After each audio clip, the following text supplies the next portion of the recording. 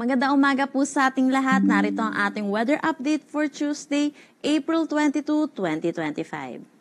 Wala pa rin naman tayong minomonitor na anumang bagyo or low pressure area sa loob at labas ng ating Philippine Area of Responsibility.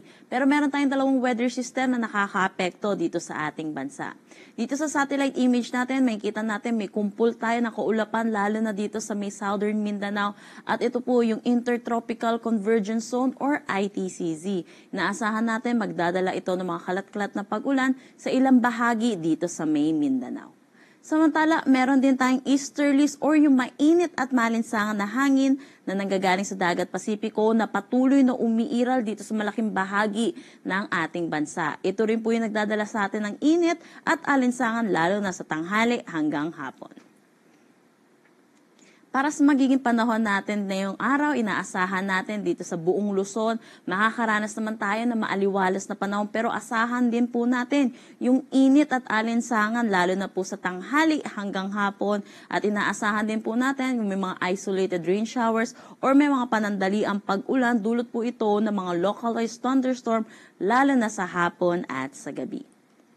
Agwat ng temperatura for Metro Manila at Lawag 25 to 35 degrees Celsius, Tuguegarao 25 to 37 degrees Celsius. For Baguio, 18 to 28 degrees Celsius, Tagaytay 23 to 33 degrees Celsius, at Legazpi 26 to 32 degrees Celsius.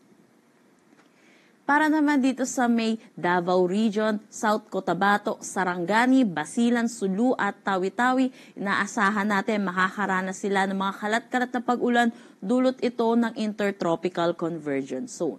Samantala, para naman dito sa may Palawan, Visayas at nalalabing bahagi ng Mindanao, asahan po natin magiging maaliwalas din ang ating panahon. Pero asahan din po natin yung init dulot po ng easterlies, lalo na po dito sa may Visayas. Inaasahan din po natin mataas din po ang tsansa ng mga localized thunderstorm, lalo na dito sa eastern section ng Visayas.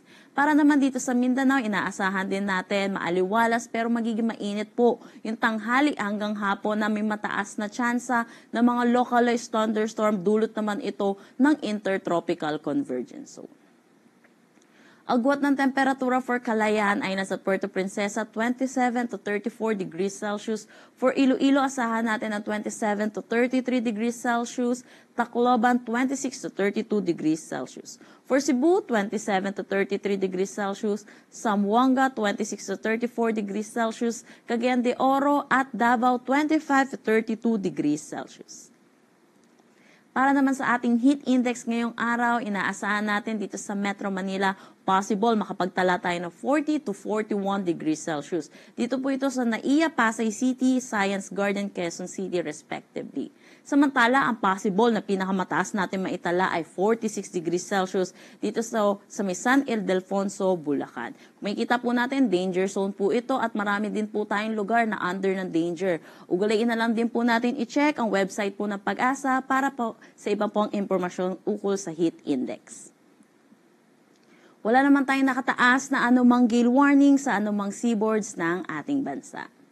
Ang sunrise mamaya ay 5:38 a.m. at ang sunset mamaya ay 6:11 p.m. Para sa karagdagang